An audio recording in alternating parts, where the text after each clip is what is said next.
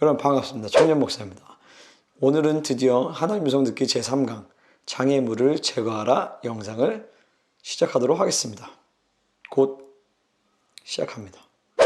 자, 먼저 제 서론적으로 말씀드리자면 지난번에도 얘기 들었지만 하나님의 음성을 듣는다는 것은 내주하신 성령이 임하시면 우리 가운데 자연스럽게 드러나는 어떤 삶의 방식이라는 거예요. 그러니까 이스라엘의 정체성은 뭐냐면 그 쉐마, 신명기 6장에서 정확히 나오거든요. 이스라엘아 들으라 라는 것이 이스라엘 정체성이에요. 이스라엘은 무엇이냐? 결국에는 하나님의 백성인데 이 하나님의 백성은 하나님의 음성을 듣는 자들이라는 것이죠. 하나님의 말씀을 듣는 자들이 바로 이스라엘인 거예요. 마찬가지로 그리스도인은 양은, 예수님의 양은 목자의 음성을 듣는 것이 우리의 자연스럽고 당연한 삶의 방식이라는 것이죠. 근데 중요한 것은 왜 하나님의 음성을 못 듣느냐? 그것은 바로 이 장애물 때문에 그런 거예요. 그러니까 1차적으로는 내가 하나님의 음성을 듣는 귀가 있음에도 불구하고 그 귀를 듣는데 훈련하지 않았기 때문인 것이고, 두 번째로는 이제 큰 맥락에서 두 번째로는 그 많은 장애물로 인하여서 하나님의 음성을 들을 수 없다라는 것이죠. 그래서 내가 계속 하나님께 집중하고 내 안에 잘못된 내 사고와 내 어떤 삶의 많은 영역 가운데서 하나님으로 살지 않는 모든 영역들을 제거하게 된다라면은 우리는 다윗이 하나님의 음성을 들었던 것처럼 우리는 자연스럽게 하나님의 음성을 듣는 삶의 방식을 살 수 있다라는 것이죠. 그래서 이 잘못된 마음의 내 구조와 내 생각과 마음의 구조 가운데서 잘못된 이 요소들을 뽑아내는 것이 굉장히 중요한 과정이다라는 거예요. 그러니까 하나님의 음성을 듣기는 신비한 체험이나 어떤 스킬로서 풀어낼 수 있는 것이 아니라 그냥 지극히 정상적인 신앙생활을 할 수 있도록 도와주는 훈련의 과정인 거예요. 아멘이죠. 오늘은 이 3강에서 크게 세 가지인데 함정과 올가미, 방해물 이렇게 있습니다. 각각 총 9가지가 있는데 사실 함정, 올가미, 방해물 뭐 특별한 구분은 없어요. 그냥 다 장애물이에요. 왜 얘는 함정이고 왜 얘는 올가미예요? 뭐 그렇게 질문하지 마시고 저도 그렇게 배웠기 때문에 어쨌든 일단 하나씩 보도록 하겠습니다. 오늘은 일단 함정 볼 텐데요. 첫 번째, 조급함과 분주함의 함정이라는 거예요. 그러니까 조급함과 분주함이 있으면 하나님의 음성을 듣지 못한다는 거죠. 근데 이게 너무나도 당연해요. 여러분 막 마음이 급하고 그러면은 뭐 들을 수가 없어요. 하나님의 음성을 들을 수가 없단 말이죠. 그래서 어떤 분은 이렇게 얘기했어요. 조급함과 분주함은 마귀에게 속한 것이 아니라 바로 마귀 자체이다. 왜냐하면 조급하고 분주한 인격은 계속해서 분주한 상황을 만들어내요. 그러니까 바빠요 라고 이제 많이 그렇게 얘기하는데 바쁜 상황이 문제가 아니라 바빠하는 그런 조급한 분주한 심령으로 인하여서 자꾸 그런 상황을 더 빨아당기게 만들어서 더 자꾸 분주하게 만드는 것이죠. 그러면 왜 우리 가운데 이런 분주함과 조급함이 있느냐? 그래서 할 일이 많아서가 아니에요. 1차적으로는 모든 일은 우리의 내면적인 문제의 첫 번째 그 이유가 있습니다. 그러고 나서 이제 그 내면적인 이유가 외부적으로 드러나게 되는 것이죠. 바빠서 조급하고 분주한 게 아니라 바로 우리 안에 율법적인 신앙생활로 인하여서 우리 안에 분주함과 조급함이 있는 거예요. 그러니까 뭐냐면 우리는 하나님의 은혜로 사는 사람이란 말이에요. 우리는 그분과의 관계로 사는 사람이에요. 여러분, 아담과 하와가 이 에덴 동산에서 엄청 할 게 많았다는 말이죠. 에덴 동산도 경작해야 되고 그리고 거기에 있던 모든 동물들에게 그런 이름을 지어줘야 되고, 근데 아담은 한 번도 바쁘다고 생각하지 않아요. 왜냐하면 하나님과 완전한 교제 가운데서 그분과 동행하는 삶을 살았기 때문에 그냥 아담이 하는 모든 일은 그냥 하나님과 동행하면서 그냥 노는 일이에요. 그러니까 하나님의 은혜 가운데서 그냥 주님과 놀면서 그냥 사는데 그게 이제 엄청난 일을 하게 되는 거죠. 근데 우리의 삶의 방식도 사실 그러거든요. 이 은혜라는 것이 그래요. 은혜는 내가 하나님과의 관계 안에 있을 때 하나님 주신 힘과 하나님 주신 능력으로 하기 때문에 많은 것을 일을 한다 하더라도 전혀 분주하거나 조급하지가 않은 거예요. 그래서 마틴 루터가 그런 얘기를 했단 말이죠.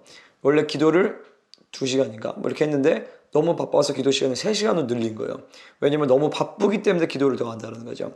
더 바쁠수록 하나님의 은혜 안에 들어가니까 그 은혜 안에서 내가 주님과 교제하고 관계하니까 하나님의 모든 것들을 만들어 가신다는 거예요.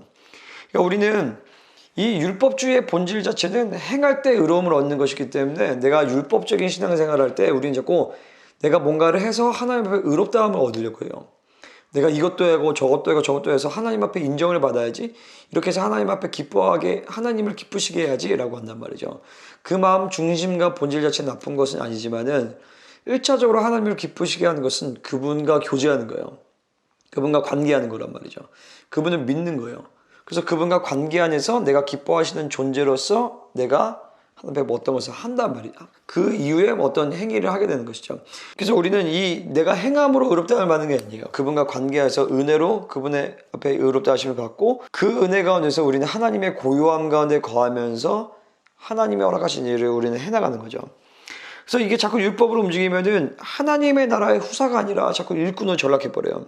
그리고 율법주의로 하면은 뭔가 많은 일을 하는 것 같아 보이지만 사실은 굉장히 무기력해요. 그리고 효율성이 떨어져. 많은 거 하는 것 같아 보이는데 정작 보면은 된 게 없어. 하는 게 없어요.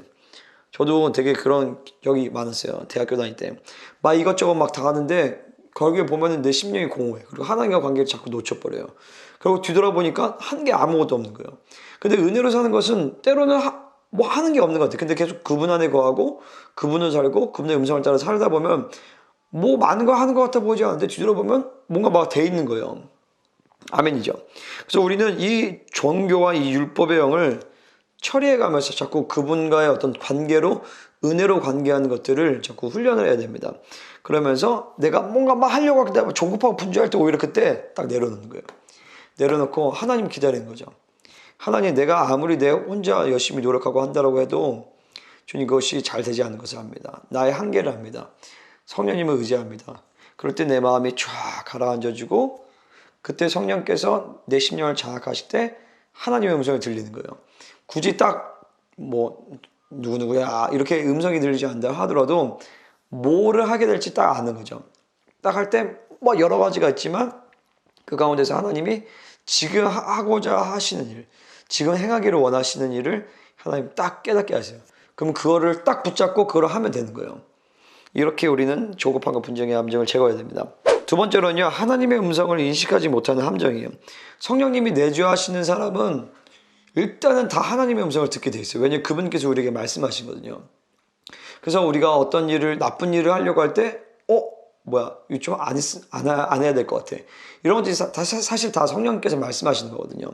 성령께서 우리에게 계속적으로 말씀을 하시는데 문제는 그 하나님의 음성을 사무엘과 같이 하나님의 음성으로 인지하지 못하는 거예요. 그건 뭐 크게 여러 가지 이유가 있겠지만은 그게 저는 세 가지 이유로 보는데 첫 번째로는 육적인 신앙생활 때문에 내가 육신적으로 신앙생활하기 때문에 이게 묶여 있는 거죠. 또 비슷한 이유인데 영적 가치관이 혼란되어 있는 거예요. 너무 세상의 소리와 귀신의 소리들을 너무 많이 듣다 보니까 영적 가치관에 혼란이 있어서 하나님의 음성이 무엇인지 정확히 모르는 거예요. 아기가 딱 태어났을 때부터 엄마나 아빠가 너는 내 아이야, 내가 네 엄마야, 아빠야 그러면 되는데 태어날 때부터 10명의 아빠가 10명의 남자가 내가 네 아빠야, 내가 네 아빠야 그러면 애가 영적 가치관에 혼란이 생기겠죠. 마찬가지로 우리의 영도 내가 거듭나면 그때부터 하나님을 아버지로 섬기고 계속 그분과 관계해야 되는데 거듭남 이후에도 불구하고 자꾸 세상의 것들과 막 게임과 막 여러 가지 것들을 되게 취하면서 그거를 아버지로 여기면 우리 영적 가치관에 혼란이 생기면서 하나님의 음성을 분별하지 못하게 된다는 거예요. 세 번째로는 아직 하나님의 음성을 듣는 훈련을 하지 않았기 때문인 거죠. 사무엘과 같이. 그래서 이제 이거는 괜찮아요. 왜냐면 이제 우리가 앞으로 계속 하나님의 음성 듣기를 하면서 이런 게 하나님의 음성입니다라고 제가 이제 알려드리고 그리고 훈련하면 되기 때문에 그래서 문제가 되지 않습니다. 그럴 때 우리는 계속 내가 하나님의 음성으로 인지를 할 때 내 안에 내주하신 성령께서 하는 내적인 음성, 그리고 내적인 증거, 외적인 음성, 외적인 증거 여러 가지로 통하여서 하나님의 모든 것을 통하여서 우리에게 말씀하실 수 있어요. 그럴 때 우리는 하나님의 음성으로 이제 인식할 수 있는 훈련이 된다라는 것이죠. 세 번째로는 이제 추정하는 함정인데요. 이 추정하는 함정은 초신자들보다도 좀 이제 신앙생활 어느 정도 하시고 말씀 어느 정도 아시는 분들에게 더 많이 나타나는 어떤 함정이에요. 저도 이 함정이 좀 많이 걸리는데 뭐냐면요. 딱 내가 알고 있는 말씀의 원리와 이러면 좋겠다. 이런 게 하나님의 뜻일 거다라고 내 스스로 판단하고 그것이 하나님의 뜻이다라고 스스로 내가 인지하는 거죠. 근데 우리는 잘 몰라요. 우리 한계가 있단 말이죠. 물론 아주 명료하게 하나님의 뜻이라고 알 수 있는 것도 있지만은 많은 경우에 하나님의 음성을 다시 한번 재확인해야 될 필요가 있는 것들이 많아요. 대표적인 얘기가 여호수아서 9장과 8장에서 이제 8장에서는 아이성과의 싸움을 하잖아요. 여리고를 멋지게 이겼어요. 그리고 당연히 아이성과 싸움에서도 이길 줄 알았는데 패배하게 되죠. 왜냐하면 아간의 죄로 인하여서. 그때도 사실 여호수아는 하나님의 음성을 들었어야 했다라는 거죠.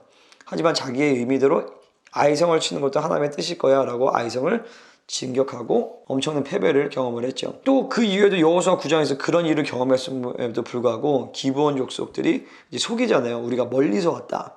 그때도 역시 하나님의 음성을 듣지 않고 그냥 자기들 생각대로 추정하여서 하나님 뜻이겠지라고 이 언약을 맺게 되죠. 그런 것도 역시 우리가 잘 알듯이 이런 것이 바로 이제 추정하는 함정에 걸린 거예요. 그래서 우리는 이게 중요한 게 뭐냐면요. 내가 하나님의 음성을 듣는 것을 포기할 때 그거 자체로 끝나는 게 아니라 반드시 다른 음성을 듣게 돼 있어요. 이 귀신과 그리고 내 안에 처리되지 않는 욕망은 꼭 내가 원하는 음성을 들려줘요. 야, 그래, 그렇게 하자. 그럼 내가 그거를 딱 취할 때에 이제 우리는 사탄이 개입하는 그 문을 열어주게 되는 거죠. 그래서 우리는 매사에 하나님의 음성을 따라서 그분을 의지함으로 결정하고 말하고 행하는 것이 필요합니다. 그래서 무엇이든지 하나님이 말씀하시면 듣겠다라는 태도가 딱 있을 때 하나님이 우리에게 말씀하실 수가 있어요. 근데 하나님이 인격적인 하나님이시기 때문에 내가 하나님께 귀를 기울이지 않으면 그분은 우리에게 말씀하시지 않아요. 물론 때로는 막 너무 급하면 막 치고 오실 수도 있지만은 그건 일반적인 것은 아니에요. 일반적으로는 내가 내 인격을 갖고 하나님 앞에 인격적인 어떤 교제로 주님 앞에 물어보고 의지할 때 그분은 우리에게 말씀하실 수 있다는 것이죠.